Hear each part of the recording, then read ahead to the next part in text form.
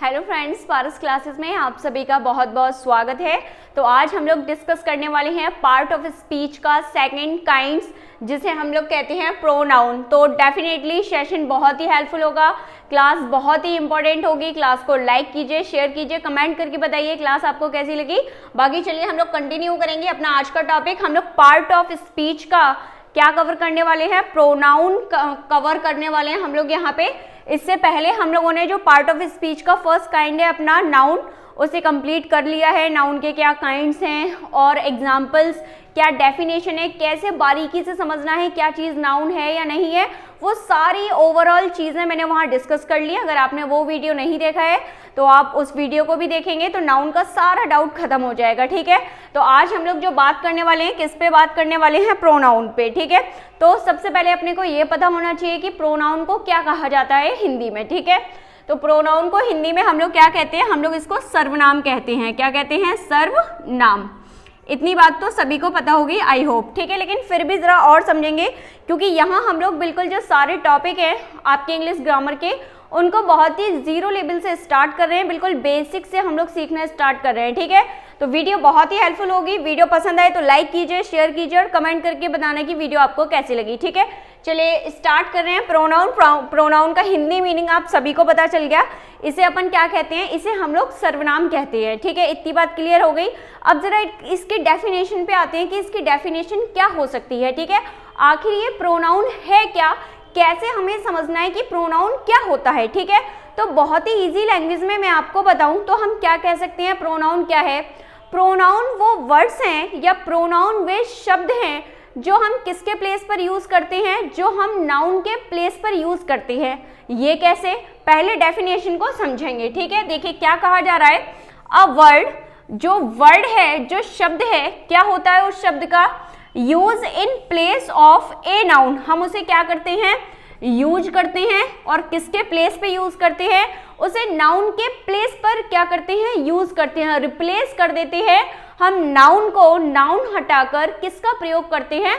Pronoun का use कर देते हैं। अब ऐसा होता क्यों है ये भी तो पता होना चाहिए कि मान लीजिए हम नाउन को हटा रहे हैं, तो हम क्यों नाउन को हटा रहे हैं और उसकी जगह पे क्यों हम दूसरा वर्ड लेके आ रहे हैं, और जो दूसरा वर्ड लेके आ रहे हैं उसे अपन क्या कहते हैं? प्रोनाउन। लेकिन ऐसा होता क्यों है जरा समझते हैं। देखिए मैंने यहाँ आपके सामने सेंटेंस लिखा, राम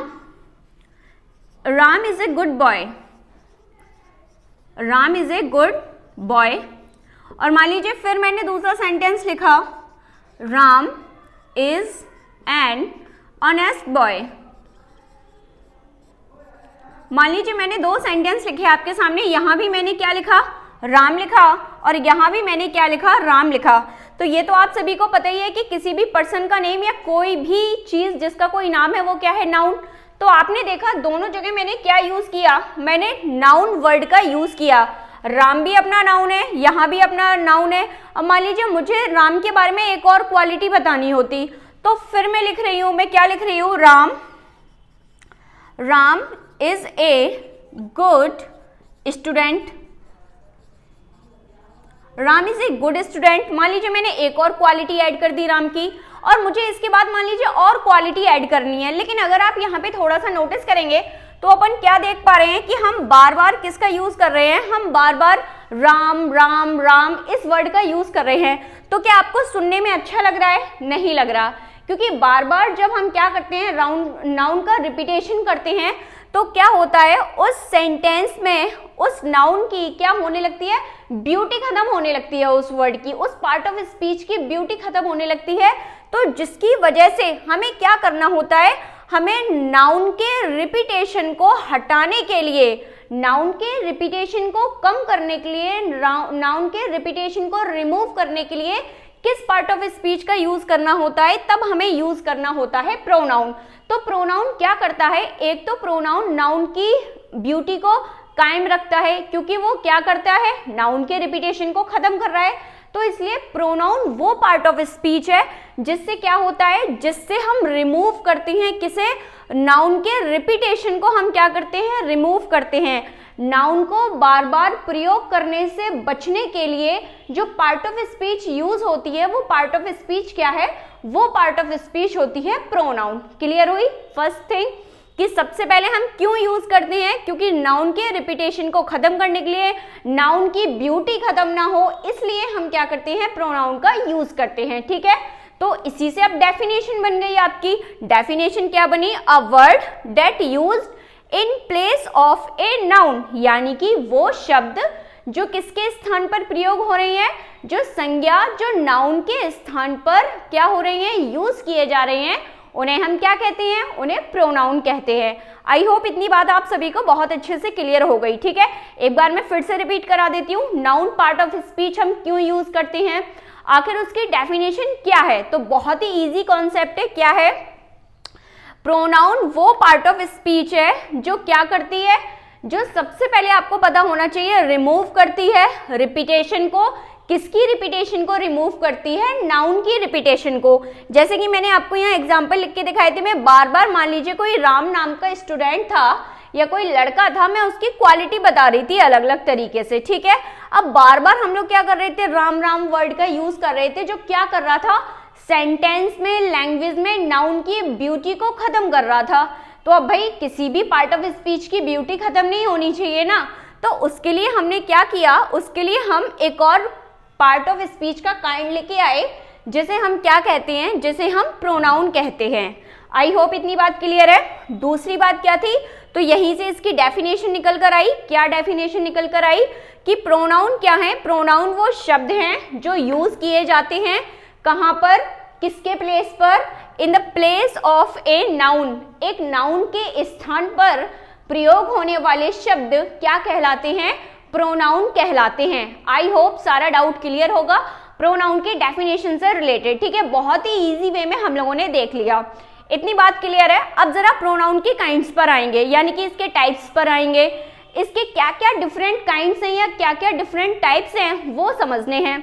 जब आप अब अलग अलग बुक्स देखेंगे, या फिर हो सकता है आपके पास जो भी बुक हो अवेलेबल हो, या फिर कई टीचर्स हैं जो अपने को पढ़ाते हैं कि प्रोनाउन के काइंड्स अपन देखते हैं कि वो डिफरेंट टाइप से डिफाइन करते हैं, लेकिन यहाँ मैं एग्जैक्ट बात करूंगी, जो प्रोनाउन के काइंड्स हैं वो कितने बताए हैं, 11 काइंड्स हैं प्रोनाउन के। टोटल कितने काइंड्स हैं, 11। जैसे आपने नाउन के पढ़े थे, 5 भी पढ़े थे और 2 भी पढ़े थे, तो यहाँ भी हो सकता है कि आपको डिफरेंट बुक्स में कहीं 10 काइंड्स दिए हों, कहीं हो सकता है 9 दिए हों, लेकिन मैं आपको कंप्लीट 11 काइंड्स पढ़ाऊंगी। इससे एक भी ना तो कम पढ़ना है और इससे ना तो एक भी ज्यादा पढ़ना है। इन 11 काइंड्स के अलावा प्रोनाउन का कोई और काइंड नहीं होता। सबसे फर्स्ट थिंग क्लियर है, क्या क्लियर है, अपने को जो प्रोनाउन के काइंड पढ़ने हैं, कितने पढ़ने हैं, टोटल काइंड है 11। इन 11 के अलावा प्रोनाउन का कोई और काइंड्स नहीं होता। क्लियर है, चलो अब जरा देखते हैं। सबको पहले नेम वाइज समझ लेंगे, क्या क्या नाम वाले प्रोनाउन हैं, क्या क्या काइंड्स में हम लोगों ने इंक्लूड किया है, और आप खुद ही समझेंगे कि ये जो 11 काइंड है वो एक दूसरे से क्या है, बिल्कुल डिफरेंट है, और इन 11 काइंड्स के अलावा कोई और काइंड प्रोनाउन का नहीं बनता। क्लियर है, तो चलिए समझना शुरू करेंगे। ठीक है, सबसे पहले आप लोग देख पा रहे होंगे जो फर्स्ट हमारा प्रोनाउन है उसे हम क्या कहते हैं, पर्सनल प्रोनाउंस। क्या कहा जाता है, पर्सनल प्रोनाउंस। वहीं अगर इसके हिंदी मीनिंग की बात करें, आप देखिए पर्सनल प्रोनाउंस जिसे हम क्या कहते हैं, पुरुषवाचक सर्वनाम, क्योंकि प्रोनाउन को क्या कहा जाता है, सर्वनाम, और यहाँ पर्सनल से किससे मतलब है, पुरुषवाचक से। ठीक है, तो फर्स्ट वन काइंड अपना क्या है, फर्स्ट वन काइंड है अपना पर्सनल प्रोनाउंस। ठीक है, यही देखिए पी से अपने पूरे जो 11 काइंड है उसमें पी से आने वाले 2 हैं, कौन कौन से हैं, एक तो है पर्सनल प्रोनाउन और दूसरा क्या है, पजेसिव प्रोनाउंस। ठीक है, दूसरा क्या है, पजेसिव प्रोनाउन। तो फर्स्ट वन क्या था, पर्सनल प्रोनाउन, सेकंड वन क्या था, पजेसिव प्रोनाउन। ठीक है, पजेसिव को क्या कहा जाता है, पजेसिव का मतलब ही क्या है, पोजीशन शो करना, अधिकार बताना, अर्थात इसे हम क्या कहते हैं, अधिकारवाचक सर्वनाम। ठीक है, नेक्स्ट वन काइंड देखेंगे। अब देखो डी, डी से आपके 11 काइंड में 2 काइंड्स हैं, कितनी हैं, 2 हैं। कौन कौन से हैं, जरा ध्यान देंगे यहाँ पे। फर्स्ट वन कौन सा है, डिमॉन्स्ट्रेटिव प्रोनाउंस, जिसे क्या कहा जाता है, संकेतवाचक सर्वनाम। इसमें 4 आपके क्या हैं, 4 प्रोनाउंस को इंक्लूड किया जाता है, दिस, दैट, दीज, दोज। लेकिन अभी केवल अपने को नाम देखने हैं, बाकी मैं हर प्रोनाउन के काइंड को सेपरेटली डिस्कस करूंगी और जो उसके इंपॉर्टेंट रूल्स होंगे जो हमने फॉलो करने होते हैं, जहां से एरर आती है, वो सारी चीज डिस्कस करेंगे, ठीक है। अभी नाम समझने हैं अपने को, ठीक है। अगला देखेंगे, देखो एक तो क्या हो गया डिमॉन्स्ट्रेटिव प्रोनाउंस, और नेक्स्ट वन देखेंगे डिस्ट्रीब्यूटिव प्रोनाउंस, यानी कि डिस्ट्रीब्यूटिव से आप लोग समझ ही पा रहे होंगे क्या करना, बंटवारा होना, लाइक। तो इसका हिंदी मीनिंग अगर देखा जाए तो क्या कहा जाता है, विभाग सूचक सर्वनाम। क्लियर है। अगला देखेंगे, अब यहाँ आर से जो आपके प्रोनाउन है वो आपके 3 काइंड्स हैं आर से, ठीक है। कौन कौन से हैं, रेसिप्रोकल, रिफ्लेक्सिव और रिलेटिव प्रोनाउन, ठीक है। रेसिप्रोकल क्या है, रेसिप्रोकल को कहा जाता है पारस्परिक संबंधवाचक सर्वनाम। अगला क्या है, रिफ्लेक्सिव, रिफ्लेक्स होता है जो, ठीक है, तो उसको हम क्या कहते हैं, निजवाचक सर्वनाम। अगला देखेंगे आर से रिलेटिव, रिलेटिव का मतलब ये है संबंध, तो हमारा प्रोनाउन क्या हो जाएगा, संबंधवाचक सर्वनाम। अगला देखेंगे आई से अपने 2 हैं, ठीक है, आई से कितने हैं, 2। कौन कौन से हैं, फर्स्ट वन है इंटेरोगेटिव प्रोनाउंस, नेक्स्ट वन है आपका इंडेफिनिट प्रोनाउंस। इंटेरोगेटिव का मतलब सबको पता है क्या होता है, प्रश्नवाचक, मतलब कि क्या हो गया, प्रश्नवाचक सर्वनाम। फिर क्या है इंडेफिनिट प्रोनाउंस, इंडेफिनिट का मतलब क्या है, अनिश्चित, तो अनिश्चित वाचक सर्वनाम। उसके बाद लास्ट में देखेंगे ई से कितने प्रोनाउन है, ई से हमारे 2 काइंड्स हैं, ठीक है। कौन कौन से हैं, सबसे फर्स्ट है एम्फेटिक या फिर एम्फेसाइजिंग प्रोनाउंस, जिसे क्या कहा है, एम्फेसाइज करना, किसी चीज पर क्या बनाना, दबाव बनाना, ठीक है। तो क्या करना, तो इसका नाम क्या हो जाएगा, दबाव सूचक सर्वनाम।